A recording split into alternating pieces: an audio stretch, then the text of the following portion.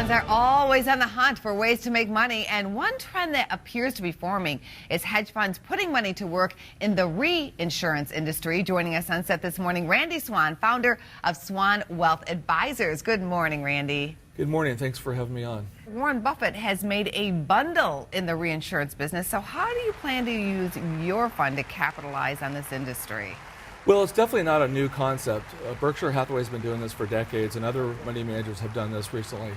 It's really trying to take advantage of the premium float to invest in our basic underlying strategy. You're taking advantage of that big pool of money and doing some investing, correct? Right. Well, we actually reinsure insurance business from other insurance companies, take a portion of their defined risk, and put it in our insurance company, and actually use that money, that premium float, to invest in our strategy. What should your returns look like? What's your projection? Well, historically speaking, the defined risk strategy has earned over in excess of 9% after fees and expenses.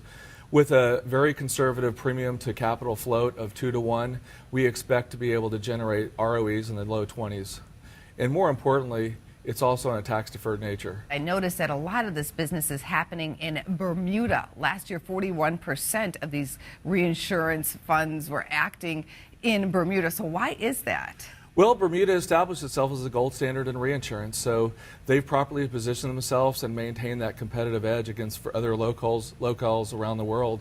And so they're just a place that seems to be the place where people want to accept and use and accept it as insurance. Is this something the average person can get in on? Well, right now we're offering Swan Re as a Reg D offering. It's available to accredited investors, but our hopes are is sometime in 2014 that we'll have an IPO that will be available to all investors. We will be watching. Thank you, Randy. Thanks for having me.